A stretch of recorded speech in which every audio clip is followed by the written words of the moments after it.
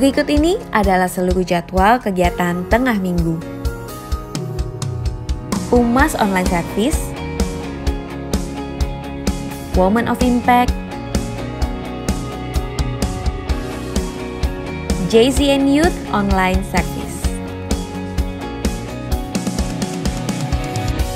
Bagi Bapak Ibu Saudara yang membutuhkan dukungan doa, dapat mengisi prayer request dan praise report untuk kesaksian Bapak Ibu yang mengalami kebaikan Tuhan dengan cara scan QR code yang tertera di layar kaca Anda atau melalui link berikut ini. Dan juga untuk layanan konseling dapat menghubungi nomor berikut ini. Bagi Bapak Ibu Saudara yang rindu untuk memberikan persembahan yang bersepuluhan, dapat melalui rekening berikut ini ataupun dapat melalui scan QR code yang tertera di layar kaca Anda. Kami informasikan bagi Bapak Ibu Saudara yang rindu untuk memberikan persembahan diakonia, dapat ditransfer melalui scan QR code yang tertera pada layar berikut ini. Dan untuk keseluruhan kegiatan di GBI Rayon 1D dapat Anda lihat melalui mobile apps GBI Rayon 1D.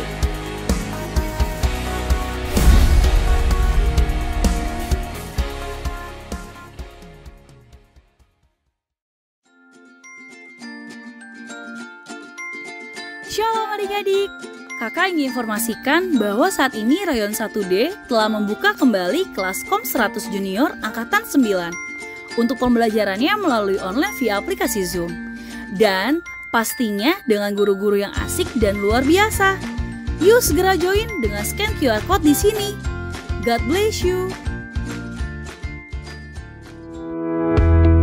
Pandemi COVID-19 belum berlalu. Oleh karena itu, kami mengingatkan jemaat supaya terus melakukan protokol kesehatan secara ketat dan disiplin, memakai masker, mencuci tangan, dan menjauhi kerumunan, dan pastikan Bapak Ibu segera mendaftarkan diri untuk mendapatkan layanan vaksinasi. Kita bersyukur pemerintah sudah mulai menggulirkan program telemedicine, di mana jemaat yang terpapar COVID-19 bisa berkonsultasi dengan dokter dan mendapatkan obat-obatan serta vitamin pada saat menjalani isolasi mandiri di rumah. Informasi lengkap dan panduan telemedicine bisa Bapak Ibu dapatkan di website resmi Kementerian Kesehatan dengan link berikut ini. Kami, keluarga besar GBI Rayon 1D, sangat peduli dan siap memberikan pendampingan rohani bagi jemaat yang sedang menjalani isolasi mandiri di rumah ataupun yang dirawat di rumah sakit, agar semakin dikuatkan dan cepat mengalami pemulihan dari COVID-19. Jemaat yang rindu mendapatkan pendampingan rohani ini dapat mengisi form online berikut ini, atau menghubungi nomor WhatsApp berikut ini. Kami akan segera menghubungi dan mendoakan Bapak Ibu sehingga Bapak Ibu tidak sendirian menjalani hari-hari pemulihan. Salam sehat selalu. Deklarasi iman dalam lindungan Allah. Orang yang duduk dalam lindungan yang maha tinggi dan bermalam dalam naungan yang maha kuasa akan berkata kepada Tuhan, tempat perlindunganku dan kubu pertahananku, Allahku yang kupercayai. Sungguh dialah yang akan melepaskan engkau dari jerat penangkap burung, dari penyakit sampar yang busuk. Dengan kepaknya ia akan menudungi engkau, di bawah sayapnya engkau akan berlindung, kesetiaannya ialah perisai dan pagar tembok. Engkau tak usah takut terhadap kedahsyatan malam, terhadap panah yang terbang di waktu siang, terhadap penyakit sampar yang berjalan di dalam gelap, terhadap penyakit menular yang mengamuk di waktu petang. Walau 1000 orang rebah di sisimu dan 10.000 di sebelah kananmu, tetapi itu tidak akan menimpamu. Engkau hanya menontonnya dengan matamu sendiri dan melihat pembalasan terhadap orang-orang fasik. Sebab Tuhan ialah tempat perlindunganmu, yang maha tinggi telah kau buat tempat perteduhanmu. Malapetaka tidak akan menimpa kamu, dan tulah tidak akan mendekat kepada kemahmu. Sebab malaikat-malaikatnya akan diperintahkannya kepadamu untuk menjaga engkau di segala jalanmu. Mereka akan menatang engkau di atas tangannya, supaya kakimu jangan terantuk pada batu. Singa dan ular tedung akan kau langkahi, engkau akan menginjak anak singa dan ular naga. Sungguh hatinya melekat kepadaku, maka aku akan meluputkannya, aku akan membentenginya sebab ia mengenal namaku. Bila ia berseru kepadaku, aku akan menjawab, aku akan menyertai dia dalam kesesakan, aku akan meluputkannya dan memuliakannya. dengan panjang umur akan kukenyangkan dia dan akan kuperlihatkan kepadanya keselamatan daripadaku. Amin.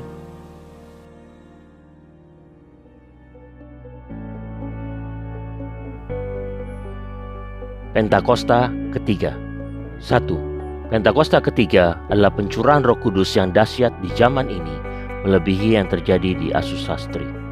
2. Pentakosta ketiga akan mengakibatkan penuaian jiwa yang terbesar dan yang terakhir sebelum Tuhan Yesus datang kembali. 3. Pentakosta ketiga akan membangkitkan generasi Yeremia, yaitu anak-anak muda yang dipenuhi Roh Kudus, cinta mati-matian kepada Tuhan Yesus, tidak kompromi terhadap dosa, dan akan bergerak untuk memenangkan jiwa. 4. Pentakosta ketiga lahir di Indonesia dan bergerak ke bangsa-bangsa. Gerakan ini dari timur ke barat dan akan kembali ke Yerusalem. 5. Pentakosta ketiga akan memberikan kuasa untuk menyelesaikan amanat agung, dan setelah itu Tuhan Yesus datang kembali.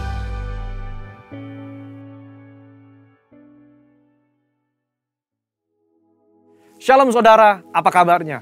Pasti tetap bersemangat dan bersuka cita senantiasa. Nah, edisi Voice of Pentecost kali ini, kita akan membahas tentang tertanam di gereja lokal.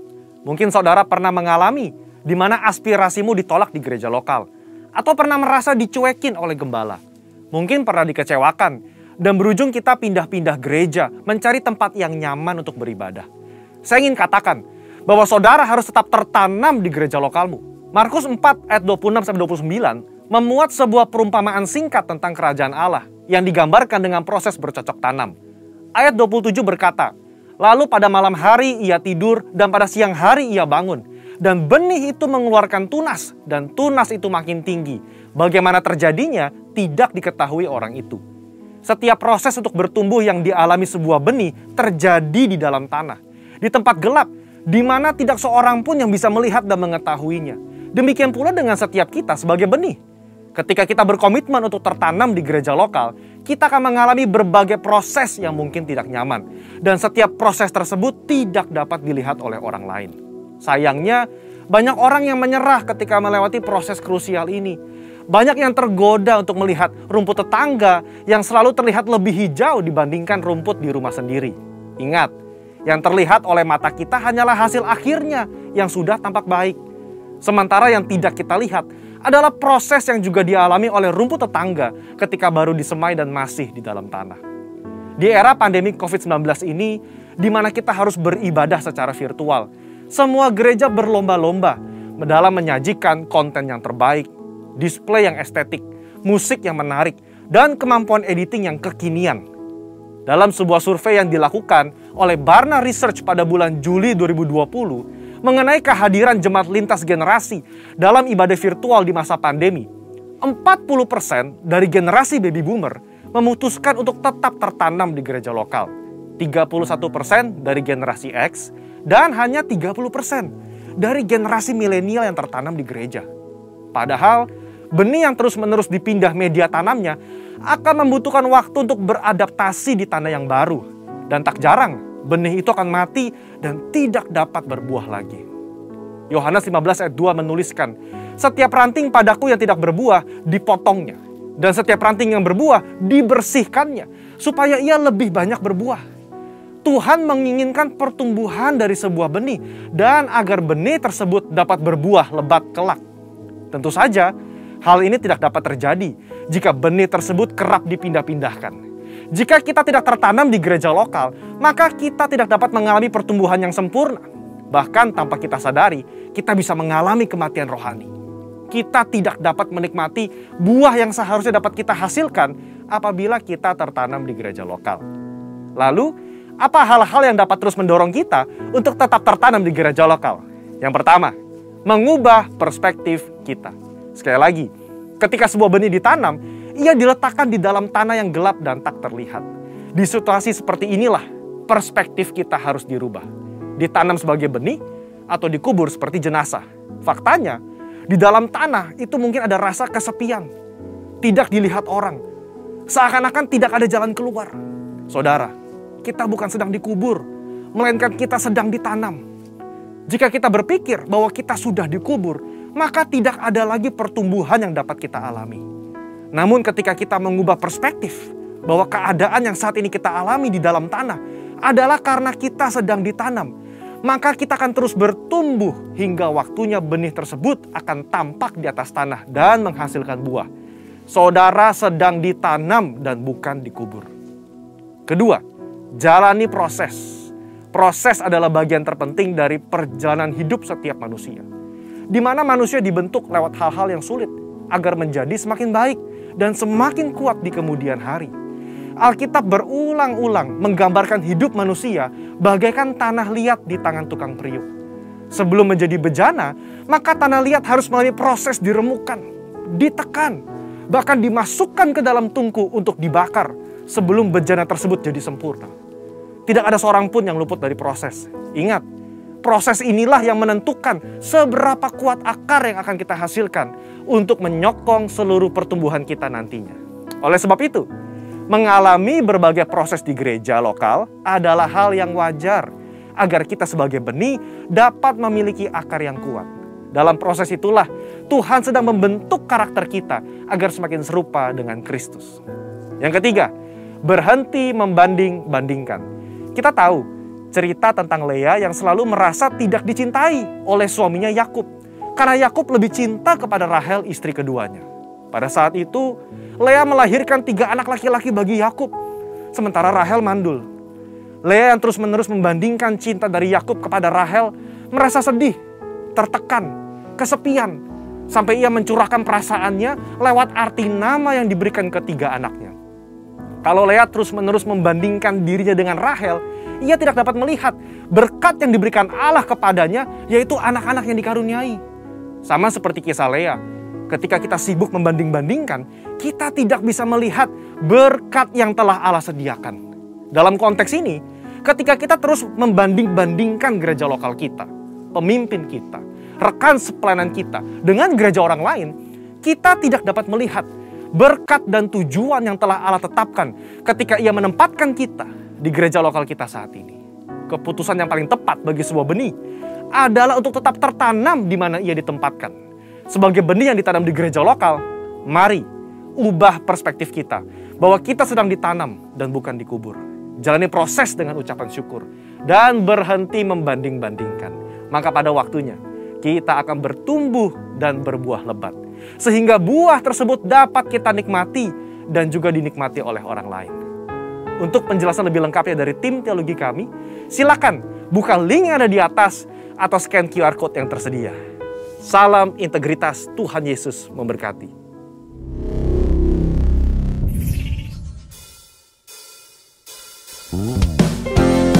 Shalom Bapak Ibu Saudara, kau yang dikasihi Tuhan, dimanapun kau berada, mari sama-sama kita memuji Tuhan, kekuatan dan mazmur kita. Haleluya. Tuhanlah kekuatan dan mazmurku, Dia gunung batu dan keselamatanku. Hanya padamu hatiku percaya, Allah menara dan kota perlindungan. Ku mau selalu bersyukur sebab cintamu padaku takkan pernah berubah. Hatiku percaya walau bumi bergoncang, gunung-gunung beranjak, namun kasih setiamu tak pergi dariku. Mari yang bersuka cita berikan tepuk tangan dan sorakan haleluya. Engkau kekuatan dan mazmur kami Tuhan.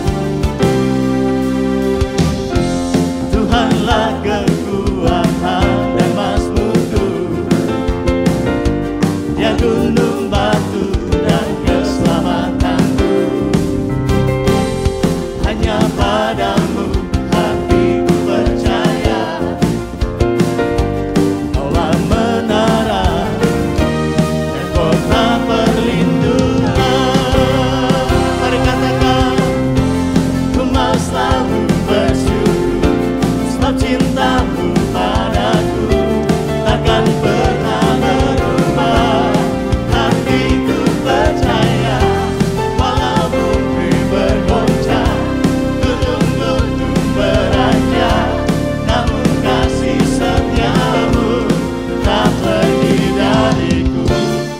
Dia Allah yang luar biasa, Allah yang dahsyat Tuhan. Apapun kondisi kami hari ini, bahkan mungkin ada di antara kami sedang dalam ujian iman, kami mau tetap bersyukur kepada Tuhan, karena kasih setia-Mu tidak pernah berkesudahan dalam hidup kami. Mari Bapak Ibu Saudara, puji Dia, agungkan Dia, bersyukurlah kepada Tuhan. Haleluya. Mari angkat tanganku, katakan, ku mau selalu bersyukur. Ku mau selalu bersyukur, sebab cinta-Mu padaku takkan pernah berubah. Hatiku percaya, walau bumi bergoncang, gunung-gunung beranjak, namun kasih setia-Mu tak pergi dariku. Siap lebih lagi bagi Allah kita, come on. Ku mau selalu bersyukur, sebab cinta-Mu padaku takkan pernah berubah. Hatiku percaya, walau bumi bergoncang, gunung-gunung beranjak, namun kasih setia-Mu. Mari sekali lagi katakan, ku mau selalu bersyukur, sebab cinta-Mu padaku takkan pernah berubah. Hatiku percaya, walau bumi bergoncang, gunung-gunung beranjak, namun kasih setia-Mu takkan kasih setia-Mu, kasih setia-Mu takkan sekali lagi, kasih setia-Mu tak pergi dariku.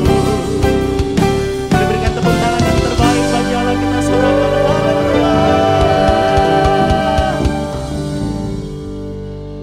Terima kasih Tuhan. Kami mau belajar melakukan firman-Mu, mengucap syukur dalam segala hal, karena itu yang Tuhan kehendaki dalam hidup kami. Terima kasih Tuhan. Mari katakan, Kau pencipta hidupku,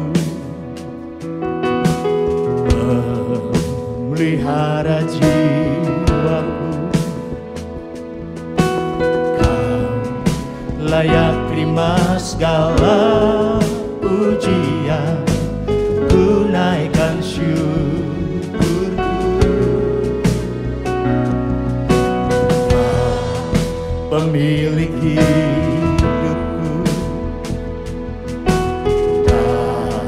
dalam kasih setia-Mu Yesusku. Kau layak terima segala pujian, ku naikkan sembahku. Segala pujian dan syukur bagi-Mu, Allah yang mulia, kuduslah nama-Mu. Kaulah yang awal, yang akhir dari segalanya. Yesus, Kaulah pujian bagiku. Mari berikan tepuk tangan yang terbaik bagi Allah kita. Haleluya. Terima kasih Tuhan. Terima kasih. Kau pencipta hidupku, pemelihara jiwaku, pemelihara jiwaku. Kami katakan Engkau yang layak Tuhan. Kau layak terima segala pujian, ku naikkan syukurku. Kau pemilik hidupku, pemilik hidup, dalam kasih setia-Mu Tuhan, dalam kasih setia-Mu Yesus. Kau layak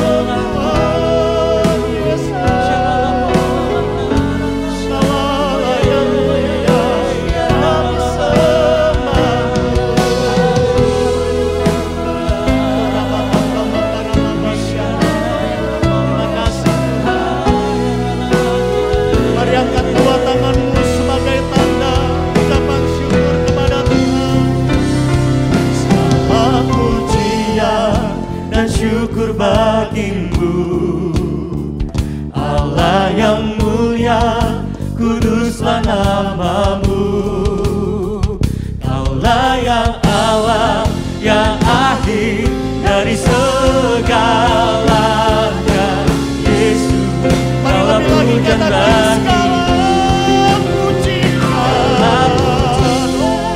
dan syukur bagimu. Allah yang mulia, kuduslah nama-Mu Tuhan. Kaulah yang awal, yang akhir dari segalanya.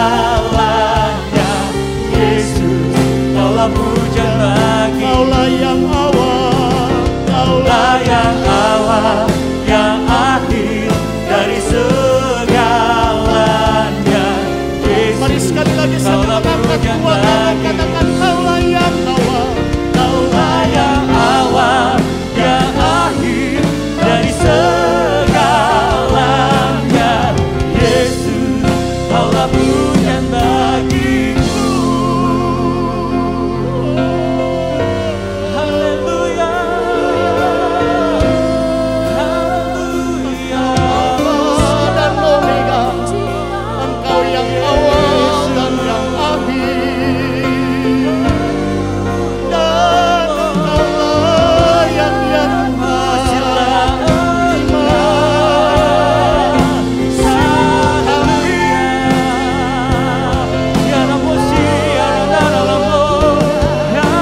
Mari Bapak Ibu Saudara, kau yang sudah dibaptis oleh Roh Kudus, mari mulai berkata-kata di dalam bahasa.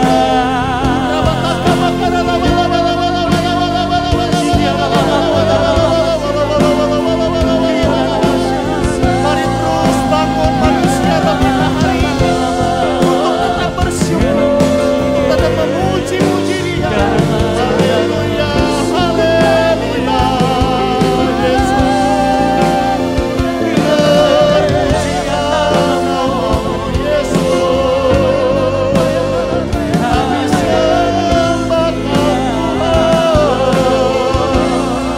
mari mulai berbahasa roh dengan kuat. Mari terus berbahasa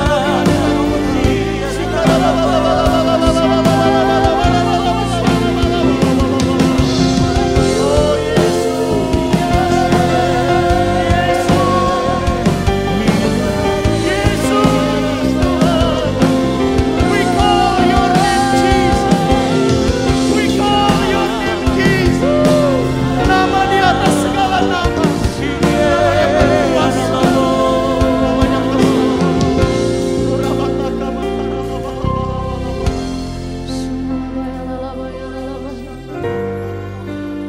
Mari dimanapun Bapak Ibu Saudara berada, di rumah masing-masing, angkat kedua tangan kita bersyukur kepada Tuhan. Ku mau selalu bersyukur, selalu bersyukur. Kau Tuhan yang setia, yang selalu menopang. Ku mau selalu bersyukur, oh selalu bersyukur. Kau Bapakku yang setia, bersama-sama. Ku mau selalu bersyukur, selalu bersyukur. Ini nyanyian syukur kami. Kau Tuhan yang setia, dalam segala keadaan, dalam segala situasi. Mari terus naikkan ucapan syukur kepada Tuhan, sebab ada mujizat dalam ucapan syukur. Kau Bapakku yang setia, mau selalu bersyukur, mau selalu bersyukur, selalu bersyukur. Kau Tuhan yang setia, yang bertapang, mau selalu bersyukur, selalu bersyukur. Bapakku yang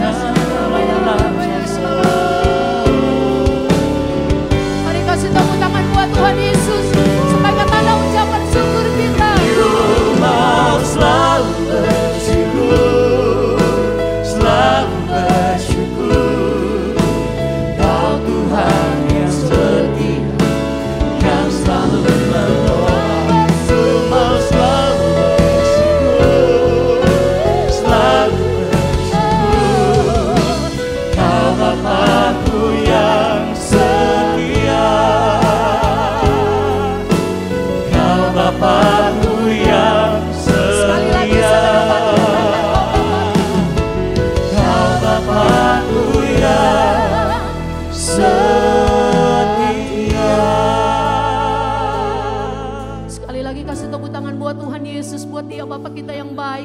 Haleluya.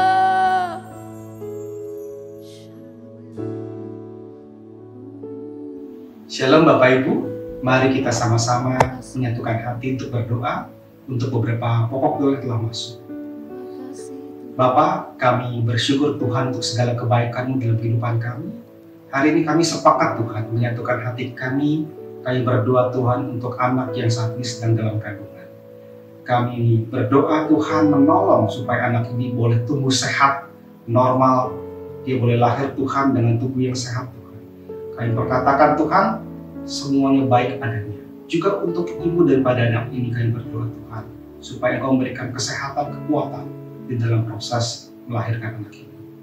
Bapak, kami juga bersatu hati Tuhan untuk berdoa untuk anak-Mu yang saat ini Tuhan sedang mengalami luka hati ya Bapak. Kami berdoa Tuhan untuk segala akar pahit Tuhan yang saat ini ada dalam hatinya. Kami lepaskan Tuhan, kasih-Mu saat ini mengalir Tuhan. Engkau menjamah, Engkau memulihkan Tuhan. Sehingga anak-Mu ini Tuhan juga boleh memiliki hati yang lemah lembut Tuhan dan mau untuk mengampuni. Bapak, kami berdoa Tuhan untuk pemulihan rumah tangga Tuhan. Untuk anak-anak-Mu Tuhan yang saat itu sedang mengalami konflik di dalam rumah tangga. Yang sedang ada perselisihan antara suami dengan istri. Kami berdoa Tuhan biar saat itu Tuhan kasih-Mu juga mengalir Tuhan, menjamah agar pemulihan terjadi di dalam rumah tangga mereka. Kami menyatukan hati kami Tuhan, berdoa untuk anak-Mu yang saat ini sedang mencari pekerjaan. Yang sedang menunggu Tuhan mempersiapkan diri untuk ujian saringan masuk Tuhan sebagai pegawai negeri sipil.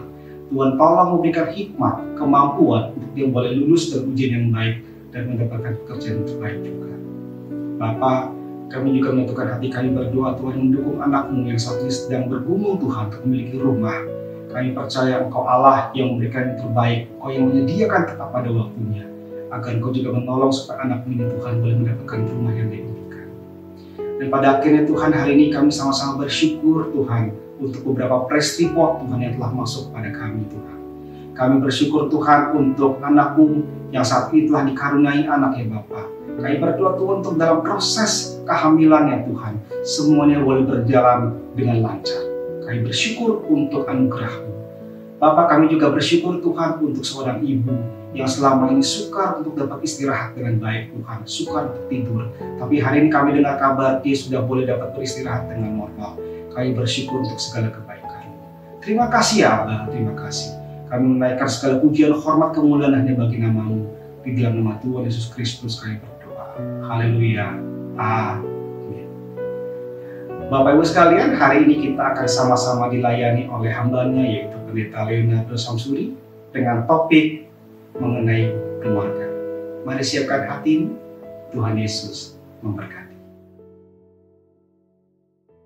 Shalom, apa kabar Bapak Ibu? Saya percaya semua diberkatin Tuhan tentunya. Haleluya. Dalam kondisi apapun tetap tersenyum, tetap kuat, tetap beriman dan berharap kepada Dia ya.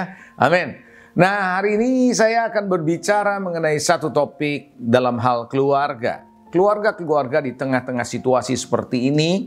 Dan bahkan tanpa situasi seperti ini pun, kondisi seperti sekarang pun, keluarga banyak mengalami tantangan. Ya, ada banyak keluarga-keluarga yang mengalami ketegangan, stres, dan pada akhirnya berakhir dengan perceraian.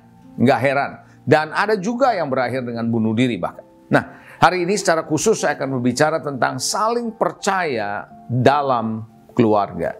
Saling percaya dalam keluarga. Kenapa? Karena saya percaya saling percaya ini adalah kekuatan yang luar biasa yang akan merekatkan dan akan menguatkan hubungan suami, istri, dan anak-anak dengan orang tua dan orang tua dengan anak-anaknya.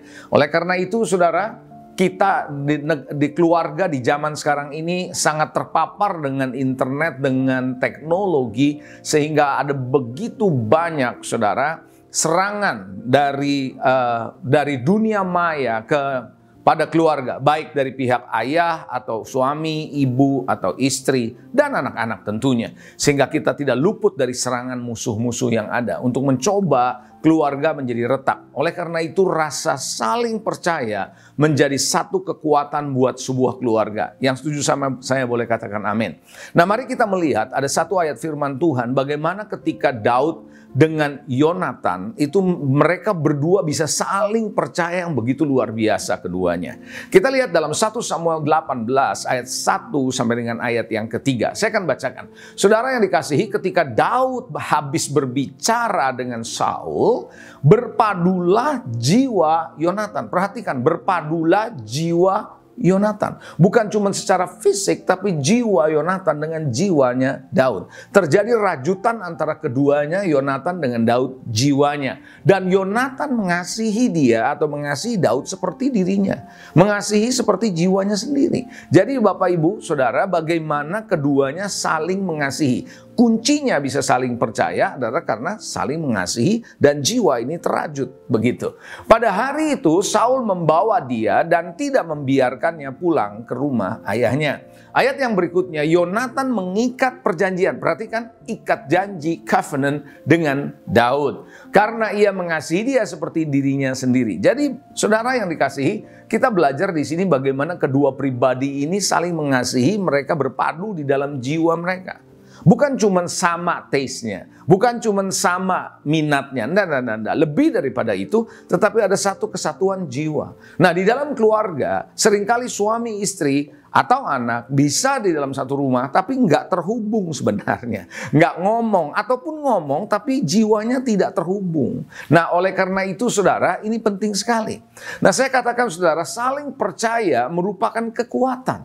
Kekuatan yang dapat mencegah berbagai kesalahpahaman dan kecurigaan. Saya ulangi saudara, saling percaya itu merupakan kekuatan. Coba bilang sama saya kekuatan. Yes, kekuatan untuk apa? Bisa mencegah segala macam berbagai kesalahpahaman, kecurigaan yang seringkali menjadi celah terjadinya keretakan dalam rumah tangga. Saudara, rumah tangga bisa menjadi retak, bahkan menjadi hancur kalau tidak ada saling percaya. Justru saling percaya ini kekuatan, mungkin sebagai benteng gitu ya. Benteng yang bisa mencegah kesalahpahaman. Keluarga bisa salah paham. Bahkan saudara jangankan ngomong keluarga ya. Bahkan di antara kita di dalam pelayan-pelayan Tuhan pun, hamba-hamba Tuhan pun bisa salah paham. Begitu ya, bahkan curiga. Oleh karena itu Bapak Ibu, kita perlu sekali memperhatikan yang namanya saling percaya. Kehidupan modern, walaupun di masa-masa pandemi, ya justru di masa pandemi karena keluarga mungkin saudara nggak kerja, atau maksudnya work from home, maksud saya gitu, kerja tapi di rumah tiap hari. Dari waktu ke waktu mungkin hampir 24 jam. Ketemu di keluarga, gesekan bisa terjadi. Tapi kalau saling percaya, dasarnya karena kasih, saya percaya justru itu menjadi sebuah keindahan bisa bersama-sama. Yang setuju katakan amin. Ya. Nah, saudara, saya mau ajak saudara untuk belajar. Kenapa sih bisa tidak ada saling percaya? Apa penyebabnya? Dari beberapa pengalaman saya selama ini, baik di keluarga saya pribadi, maupun ketika saya melayani sebagai gembala sidang, ketika berbicara dengan beberapa jemaat, ataupun dengan beberapa orang di luar gereja sana, saudara, di gereja-gereja yang lain maksud saya, pada umumnya, yang sering terjadi saya melihat penyebab dari ketidakpercayaan itu apa? Yang pertama adalah sering berbohong. Saudara, tahukah saudara, orang tidak mungkin percaya kalau suami sering berbohong. Atau istri sering berbohong, anak sering berbohong, orang tua sering berbohong. Nggak bakal bisa ada saling percaya. Nggak mungkin, saudara. Nah, saudara, satu kebohongan, kalau ditutupi dengan kebohongan yang kedua, maka yang kedua ditutupi kebohongan yang ketiga. Terus, maka kita akan terbiasa berbohong sampai kepada kebohongan 10, kita lupa dengan kebohongan yang pertama. Terbukalah kebohongan kita. Itu sebabnya lebih baik hidup jujur. Hidup transparan, berkata apa adanya, sehingga kita nggak perlu menyembunyikan dan mikir waktu itu saya ngomong apa. Nggak harus gitu, saudara. Amsal 14 ayat 25 firman Tuhan bilang apa? Saksi yang setia menyelamatkan hidup. Tetapi siapa yang menyembur-nyemburkan kebohongan adalah pengkhianat. Jadi seorang pengkhianat adalah seorang yang suka berbohong, suka memberitahu kebohong. Dia adalah pengkhianat. Amsal 14:25 katakan demikian. Amsal 29 ayat 12 ini bicara soal pemerintah, saudara. Bagaimana dikatakan begini, kalau pemerintah memperhatikan kebohongan atau hoax, banyak mendengarkan hoax, semua pegawainya menjadi fasik. Jadi kalau dari pemerintah itu lebih suka pada kebohongan, lebih memperhatikan kebohongan daripada kejujuran, pasti pegawainya fasik. Itulah sebabnya kenapa jangan membiasakan diri suka berbohong. Berbohong itu bisa saja kita sembunyikan, tapi suatu hari akan ketahuan, saudara. Karena manusia nggak bisa ingat semua kebohongannya. Karena tadi saya bilang, satu kebohongan pasti akan ditutupi dengan kebohongan kedua. Pasti ditutupi dengan yang ketiga, dan seterusnya, bukan? Coba perhatikan. Begitu kan, saudara? Iya, anak kita aja nggak usah jauh-jauh. Kalau dia sekolah dia berbohong, 1 kali, 2 kali, orang tua pasti tahu. Aha, kamu berbohong. Karena ngomongan kamu yang sekarang sama yang pertama nggak nyambung gitu loh. Paham nggak, saudara? Ya, oleh karena itu hati-hati ya. Yang pertama adalah sering berbohong. Yang kedua, kenapa orang bisa tidak percaya? Karena tidak setia. Karena tidak setia, suka main di belakang, suka sembunyi-sembunyi, saudara. Sehingga ada hubungan affair di luar, saudara. Ya, saudara yang dikasih non tidak setia. Tidak setia dengan istri, tidak setia dengan suami. Ini hati-hati. Keluarga, apalagi di era seperti ini, semua mungkin lewat gadget, saudara. Sehingga orang berkata bahwa melalui gadget kita bisa apa yang namanya ketemu dengan orang-orang yang dulu. Ya, CLBK ya, cinta lama bersemi kembali atau bertumbuh kembali. Sering terjadi seperti itu. Nah, tanpa disadari itulah yang membuat orang bisa mulai melakukan hal yang tidak setia. Hati-hati. Amsal 19 ayat 22 firman Tuhan bilang apa? Sifat yang diinginkan pada seseorang ialah apa? Kesetiaannya. Jadi saudara, yang Tuhan tuntut atau sifat yang Tuhan mau adalah kesetiaan saudara, kesetiaan saya. Lebih baik orang miskin daripada seorang pembohong.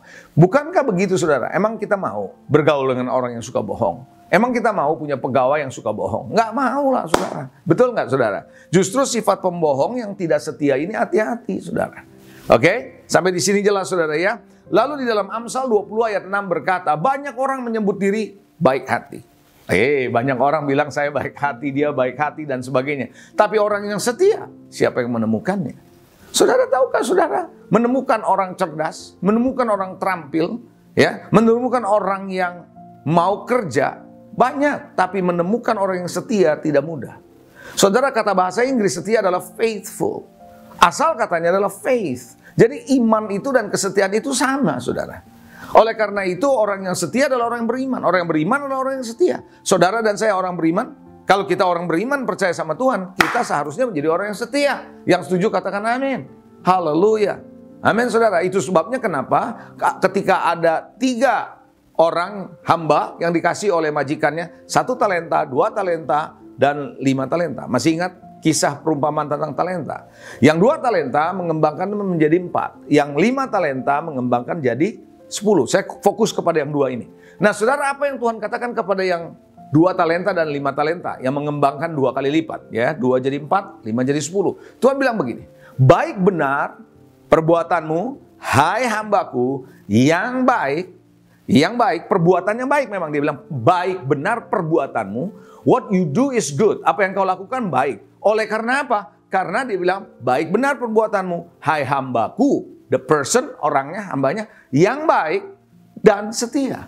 Jadi saudara, ukuran Tuhan adalah bukan cuma perbuatan baik, karena perbuatan baik adalah hasil dari orang yang baik dan setia. The being, orangnya. Itu sebabnya kenapa di dalam keluarga perlu yang namanya kesetiaan dimulai dari orangnya. Haleluya. Yang ketiga, kenapa orang tidak bisa percaya, saling tidak percaya? Karena tidak menepati janji, nggak pegang komitmen. Betul nggak saudara? Bagaimana kalau Anda berbisnis dengan orang yang nggak pegang komitmen? Anda percaya? Nggak bakal saudara. Bagaimana kita bisa mempercayai seorang hamba Tuhan, seorang pelayan Tuhan, seorang volunteers di gereja, pekerja di gereja, kalau mereka tidak punya komitmen? Tidak menepati janji, tidak punya komitmen. Dalam Amsal 2 ayat 16-17, firman Tuhan bilang begini, supaya engkau terlepas dari perempuan jalang, dari perempuan asing yang licin perkataannya. Ini bicara soal kesetiaan di dalam pernikahan, ya, komitmen atau ikat janji, ya. Saudara menepati janji, yang meninggalkan teman hidup masa mudanya dan melupakan perjanjian Allah. Makanya pernikahan itu selalu waktu didoakan, waktu diberkati adalah ada perjanjian, ikat janji, ada covenant. Saudara saling mengikatkan diri. Halo, amin saudara. Yes, di dalam Mazmur 12 ayat ke-7, bagaimana Tuhan menyatakan, pemazmur menyatakan tentang janji-janji Tuhan. Janji Tuhan adalah janji yang murni, bagaikan perak yang teruji, 7 kali dimurnikan dalam dapur peleburan di tanah. Lalu ayat yang ke-8 katakan, Engkau Tuhan yang akan menepatinya. Engkau akan menjaga kami senantiasa terhadap angkatan ini. Jadi saudara, pemazmur sedang mengatakan kalau Tuhan berjanji bisa dipegang. Dia komit dengan janjinya. Bahkan Tuhan bilang, sekalipun engkau tidak setia, aku tetap setia. Halo, amin saudara. Nah, oleh karena itu saudara yang dikasihi Tuhan, ayo kita belajar untuk saling percaya di dalam keluarga. Apa akibatnya kalau tidak saling percaya? Saya perhatikan saudara, keluarga kalau sudah tidak ada saling percaya, waktu konseling kita bisa tahu kok. Ini berarti saling percayanya sudah hilang. Anda juga akan tahu, rasa percaya itu sudah nggak ada lagi di dalam hubungan ini. Kenapa? Kita melihat akibat dari saling tidak percaya ya. Siap ya saudara ya. Ini kita belajar saudara untuk mengintrospeksi diri kita masing-masing dalam keluarga. Yang pertama, kecurigaan. Orang kalau sudah nggak percaya, curiga, salah paham, konflik, ya dia kemana aja ditanya dan sebagainya. Jangan heran saudara, timbul kecurigaan. Kecurigaan ini justru pada akhirnya masing-masing pihak jadi nggak enak gitu. Suami curiga sama istri nih, maka dia akan mulai cari tahu dan sebagainya. Nah, istri juga sama halnya. Saudara bayangkan saudara kalau hidup dalam kecurigaan. Kenapa orang bisa curiga? Karena ada sesuatu yang salah. Barangkali saudara salah satunya tadi saya bilang mungkin sering berbohong, tidak setia, yang tadi saya sebutkan, mulai curiga. Kecurigaan itu bibit awal. Dan itu akibatnya nanti saling tidak percaya itu udah nggak enak hubungan kalau sudah curiga, betul nggak? Iya dong. Yang kedua saudara, kenapa? Apa akibatnya kalau orang sudah tidak percaya satu sama lain? Komunikasi menjadi berbelit-belit. Nggak akan straightforward, nggak akan langsung kepada tepat pada sasaran, nggak akan ngomong apa adanya, nggak berbelit-belit, muter-muter, karena udah nggak bisa dipercaya, karena suka berbohong mungkin, karena sudah tidak setia mungkin, mencoba menutupi kebohongan mungkin, jadi ngomongnya muter-muter. Pernah ketemu orang yang ngomongnya berbelit-belit, muter-muter, sebenarnya orang ini adalah orang yang sulit dipercaya. Akibat tidak dipercaya, akibat ketidak ada percayaan, ya begini yang terjadi. Komunikasi harusnya suami istri apa adanya, terbuka, nggak ada yang ditutup-tutupi, betul? Kalau ada yang ditutup-tutupi, pasti ada yang nggak benar. Saya melihat begini, saudara. Apapun yang sembunyi-sembunyi, perhatikan baik-baik ya. Apapun yang dilakukan secara sembunyi-sembunyi, pasti dasarnya dosa. Dari mana saya bisa ngomong begini? Ketika Adam dan Hawa bersama dengan Tuhan, sebelum mereka jatuh dalam dosa, nggak ada yang ditutupi sama mereka. Tapi ketika Adam jatuh dalam dosa, dia menutupi dirinya, bahkan dia bersembunyi. Makanya orang-orang yang melakukan sesuatu dengan bersembunyi dan nggak mau ketahuan, pada umumnya, itu ada dosa di balik itu. Ada yang nggak bener aja. Halo, amin. Nah yang ketiga saudara, akibat dari ketidakpercayaan adalah tidak adanya kemesraan, tidak adanya keintiman, tidak lagi ada kehangatan cinta, nggak ada. Di rumah sih tiap hari, WFH, work from home, ya. Di rumah sih tiap hari, tapi nggak ada kemesraan, nggak ada keintiman. Serius, saudara kalau udah begini, saudara nggak ada keintiman, nggak ada kemesraan, kehidupan seksual juga menjadi masalah di dalam keluarga. Nah, ketika kehidupan seksual sudah menjadi masalah, jangan heran perselingkuhan akan terjadi. Bolak-balik seperti yang namanya lingkaran setan. Ketidaksetiaan, perselingkuhan, dan seterusnya seperti itu. Maka saya sering katakan bahwa perselingkuhan bukan penyebab hancurnya sebuah rumah tangga. Saya ulangi, perselingkuhan bukan penyebab hancurnya sebuah rumah tangga. Tapi perselingkuhan adalah akibat dari persoalan dalam keluarga yang tidak pernah diselesaikan. Nah itulah sebabnya kenapa saudara yang dikasihi, mari kita belajar saudara untuk percaya. Karena suami istri udah nggak ada keintiman, nggak ada kemesraan. Istri hanya melakukan tugas, masak, menyediakan ini itu, hanya lewatin hari. Ya, saudara tahu, saudara saya pernah ketemu ada seorang pasang suami istri saudara yang usianya pada lebih tua dari saya, mau bercerai loh. Mau bercerai, yes. Kok bisa? Udah punya cucu lagi mau bercerai. Bayangkan nggak saudara? Yes, kenapa? Karena udah nggak bisa dijadikan satu lagi. Yang keempat saudara, akibat dari rasa tidak percaya muncul adalah hubungan menjadi dangkal, saling jaga jarak. Coba lihat suami istri jaga jarak. Walaupun di rumah jaga jarak, nggak mau. Saudara, hubungan kalau sudah dangkal nggak enak. Hubungan tuh nggak deep. Kalau hubungan nggak deep, cuma hanya dia berselancar di atas. Itu yang namanya surfing. Tapi kita harusnya apa? Diving. Harus ada sesuatu yang dalam. Bukan cuma surfing on the surface. Jangan cuma sekedar berselancar di atas. Jangan cuma hanya dangkal di permukaan. Berapa banyak saudara, hati-hati loh saudara. Kadang-kadang di sosial media kita melihat di Instagram, kelihatannya mesra, tapi dangkal sebenarnya. Keluarganya sebenarnya sedang bermasalah. Saya tahu kok ada yang begitu. Keluarganya bermasalah, tapi kalau di Instagram luar biasa. Be careful. Kita tidak boleh, saudara, bermain-main dengan cara menunjukkan bahwa kita oke, sebenarnya tidak oke.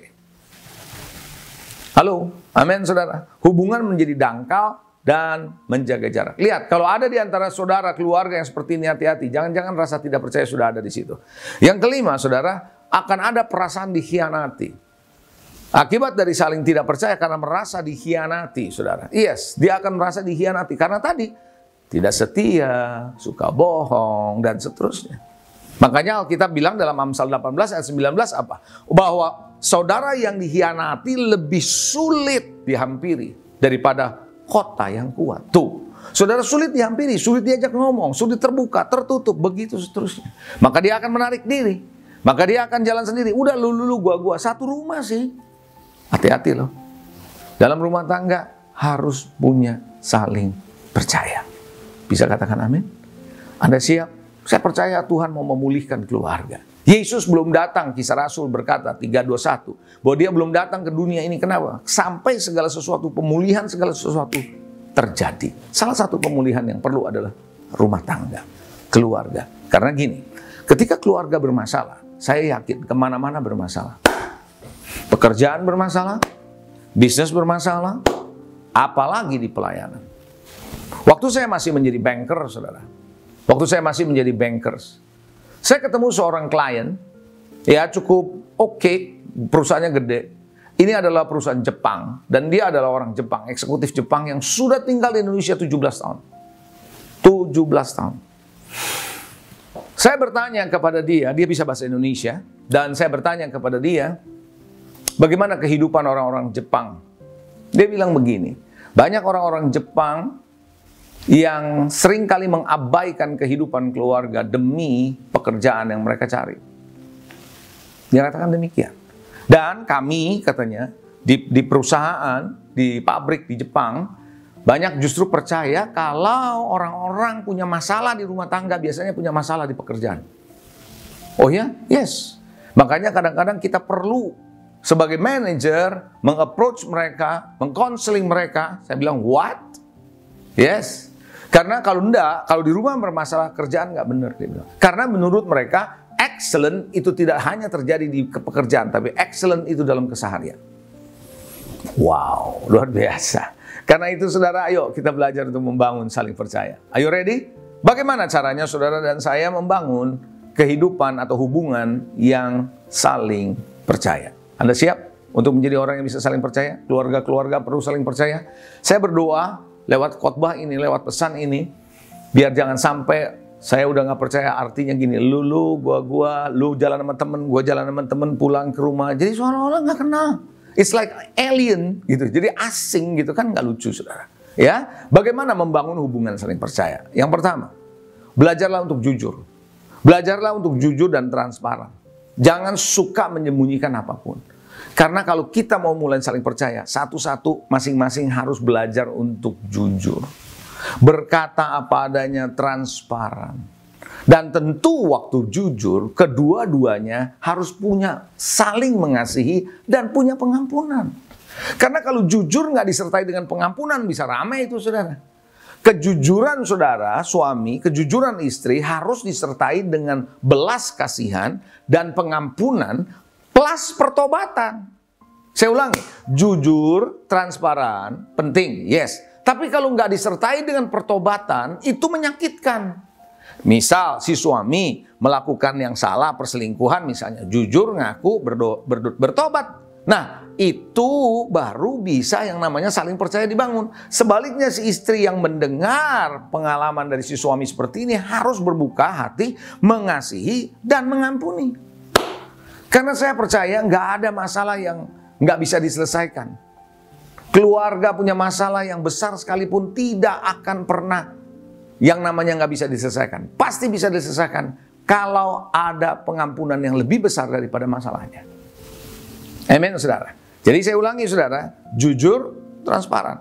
Jadi kalau suami mau jujur karena dia bersalah, atau istri yang mau jujur karena bersalah, harus ditindaklanjuti dengan pertobatan dari pihak yang mengaku kesalahannya. Sebaliknya, yang mendengar pengakuan ini harus membuka hati, punya kasih dan pengampunan. Serius, saudara, kalau kita nggak bisa mengampuni, dia mau jujur sampai kapanpun nggak akan pernah pulih hubungan itu. Jangan berkata, saya nggak bisa mengampuni. Kalau kita nggak bisa mengampuni, pikirkan baik-baik bagaimana Tuhan mengampuni kita. Saudara tahu Tuhan mengampuni kita sementara kita masih berdosa. Lihat yang namanya Paulus dengan nafsu untuk membunuh orang-orang percaya yang di dalam Alkitab disebut jalan Tuhan. Orang-orang Kristen yang mau percaya itu dia mau membunuh. Nafsu mau membunuh, jahat loh. Tapi Tuhan bertemu sama dia dan dia bertobat. Kasih itu melampaui segalanya. Itu yang membuat orang yang berdosa, yang berzina, yang jahat bisa bertobat karena kasih Tuhan. Saya percaya keluarga butuh kasih. Yang setuju katakan butuh pengampunan dan butuh pertobatan. Katakan amin. Jadi yang pertama apa? Jujur, transparan. Yang kedua, simple yang kedua ini. Jangan lagi suka memberikan sinyal-sinyal bahasa tubuh yang bisa menimbulkan kecurigaan. Saya ulangi, jangan sampai suami atau istri menimbulkan sinyal-sinyal bahasa tubuh yang bisa menimbulkan kecurigaan. Maksudnya apa? Begini, ketika suami istri lagi ngobrol, tiba-tiba si suami dapat telepon, jangan terus diangkat, pindah dari istrinya, terus ngomongnya pelan-pelan di balik pintu. Itu kan menimbulkan kecurigaan. Betul nggak? Atau sebaliknya si istri juga sama. Yang ngomong-ngomong aja, kalau mau ngomong-ngomong gitu. Kalau ditanya dari siapa, ya jelasin, saudara. Halo, amin. Tapi yang sering terjadi kan nggak begitu. Diangkat pelan-pelan ngomongnya, wah, itu bikin masalah, saudara. Be careful, saudara. Kalau mau membangun kehidupan yang saling percaya, jangan sampai ada sinyal bahasa tubuh yang mencurigakan. Begitu. Ya, saudara melihat browsing di HP, ya, atau di gadget yang lain, tiba-tiba istri datang atau suami datang langsung ganti. Nah, itu kan menimbulkan kecurigaan. Betul nggak? Iya, itulah sebabnya kenapa saudara bahasa tubuh yang bisa menimbulkan kecurigaan jangan dilakukan lagi. Katakan amin. Yes. Yang ketiga, saudara, bereskan masalah hati. Setiap orang punya sampah di hatinya masing-masing. Karena kehidupan sehari-hari, karena mungkin dibawa dari keluarga, dibawa waktu masih kecil, ini mesti diberesin. Sampah masa lalu maksud saya.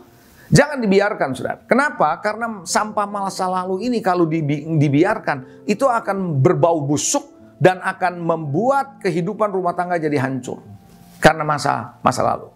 Jangan heran, suami bisa berkata kepada istri, dasar kamu cerewet kayak mama kamu. Istri bisa tersinggung, istri juga bilang kamu ini sama kayak papa kamu, dan sebagainya. Dan ini bisa menimbulkan hati jadi pahit, saudara. Belum lagi ditambah masa lalu punya masalah. Nah, siapa yang bisa membereskan hati ini? Nggak ada yang lain, hanya Tuhan. Oleh karena itu, pasangan suami istri yang punya masalah hati harus kembali ke Tuhan. Makanya Tuhan berkata, sia-sialah orang yang membangun rumah kalau bukan Tuhan yang membangunnya. Itu sebabnya suami istri harus datang ke Tuhan. Saya berdoa, saudara, saya mendorong suami istri. Kalau dengar khotbah, ya berdua. Kalau berdoa, upayakan terus ada mesbah keluarga. Saya aja bersama dengan istri, dengan anak, sampai hari ini masih ada doa mesbah keluarga. Halo, amin, saudara. Itulah sebabnya kenapa, saudara, istri tidak membangun hubungannya dengan Tuhan. Suami yang rajin ke gereja, masalah kok. Atau sebaliknya, suami nggak pernah mau ke gereja, sedangkan istri yang lebih rajin dalam ibadah, pasti bermasalah. Dua-duanya harus mau menyadari bahwa keluarga ini penting. Tahukah saudara yang dikasih Tuhan, keluarga adalah kekuatan buat kita suami istri, orang tua, anak-anak di dalam kehidupan rumah tangga. Makanya disebut keluarga, kalau broken home, maka anak-anaknya hancur di luar sana. Saya melihat saudara, kenapa ada terjadi krisis identitas di anak-anak muda, bahkan orang dewasa sekarang. Banyak yang krisis identitas, dia nggak tahu dia laki atau perempuan. Bahkan ada yang bilang, saya ini sebenarnya perempuan terjebak di dalam tubuh laki-laki. Atau sebaliknya, saya ini laki-laki terjebak di tubuh perempuan. Kenapa bisa ada statement kayak begitu? Saudara tahu, ketika itu ditarik mundur, ditarik lagi penyebabnya, itu keluarga problemnya. Problem di keluarga sehingga identitas dirinya tidak jelas. Tanpa disadari dia tanya, siapa saya? Kenapa saya begini? Gitu. Halo, maka itu ayah, ibu, suami, istri perlu sekali untuk membereskan hati. Belajar untuk mengakui, belajar untuk berdoa bersama. Bukannya saling menyimpan, lalu saling marah. No. Percayalah kalau kita datang dengan segenap hati, kerendahan hati, terbuka hati kita kepada Tuhan. Tuhan akan hadir di sana. 2-3 orang berkumpul, aku hadir. Hari ini saudara yang dikasihi. 3 hal yang saya mau ajak saudara bagaimana membangun hubungan untuk bisa saling percaya. Jujur, transparan. Dengan catatan, yang jujur, yang ngomong harus bertobat.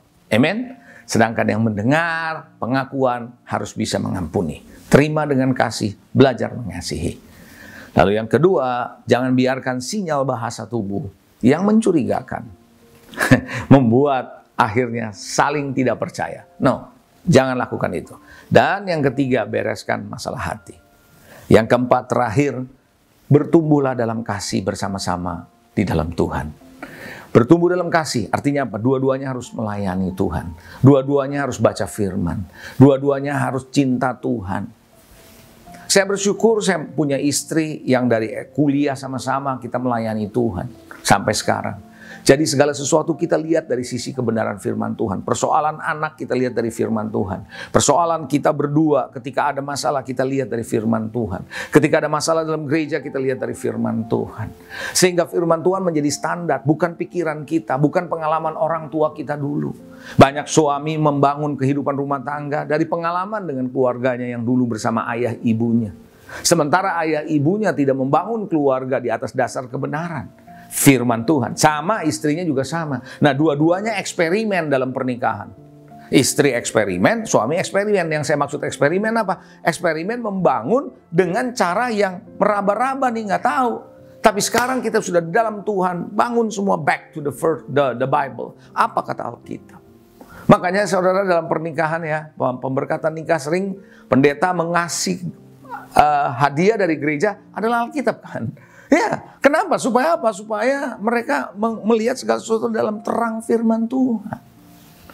Amin. Karena firman Tuhan berisi prinsip-prinsip. Prinsip kehidupan pribadi, prinsip keluarga, prinsip keuangan, prinsip dalam membangun hubungan, prinsip dalam bekerja, dan seterusnya. So hari ini, mari belajar saling percaya dalam rumah tangga atau dalam keluarga kita. Dan saya berdoa, kiranya Anda bisa membangun rumah tangga yang makin kokoh di dalam Tuhan. God bless you. Mari kita berdoa. Tuhan, terima kasih hari ini Tuhan Engkau kembali mengingatkan betapa pentingnya kami hidup dalam saling percaya satu sama lain. Sehingga lewat ini kami mengerti betul bahwa kami adalah anak-anak-Mu, keluarga-keluarga yang Engkau pilih untuk dibangun. Dan anak-anak kami menceritakan kepada angkatan selanjutnya untuk bisa melihat kemuliaan Tuhan turun-temurun dari generasi ke generasi. Terpuji nama-Mu Bapa. Dalam nama Yesus kami berdoa. Biarlah Tuhan Kau sempurnakan apa yang hamba-Mu sampaikan ini. In Jesus' name. Dalam nama Yesus. Yang percaya katakan, amin. God bless you. Shalom seluruh jemaat yang dikasih Tuhan. Haleluya. Saya percaya tak berkesudahan kasih setia Tuhan. Tak habis-habisnya rahmat-Nya. Selalu baru setiap pagi buat saudara dan saya. Saya berdoa dan percaya saudara dan saya menerima janji itu. Dan tidak ada pernah pengharapan yang putus dalam saudara dan saya. Sehingga kita terus maju dan menjadi berkat buat banyak orang. Mari kita siapkan hati kita akan menerima berkat Tuhan. Kekasih-kekasih Tuhan, biji mata Tuhan, terimalah berkat Tuhan. Damai sejahtera, sukacita, berkat yang berlimpah-limpah, kesembuhan, mujizat dari Allah Bapa di surga melalui anaknya yang tunggal Tuhan kita Yesus Kristus, penghiburan dan penyertaan yang manis dari Allah Roh Kudus menyertai saudara sekalian mulai saat ini sampai Tuhan Yesus datang kedua di awan-awan yang permai, bahkan sampai selama-lamanya. Mari kita yang percaya diberkati sama-sama katakan amin. Selamat hari Minggu, Tuhan Yesus memberkati kita semua. Hatiku percaya walau bumi bergoncang, gunung-gunung beranjak, namun kasih setiamu tak pergi dariku. Siap lebih lagi bagi Allah kita, come on. Ku mau selalu bersyukur sebab cintamu padaku takkan pernah berubah. Hatiku percaya walau bumi bergoncang, gunung-gunung beranjak, namun kasih setiamu. Mari sekali lagi katakan, ku mau selalu bersyukur sebab cinta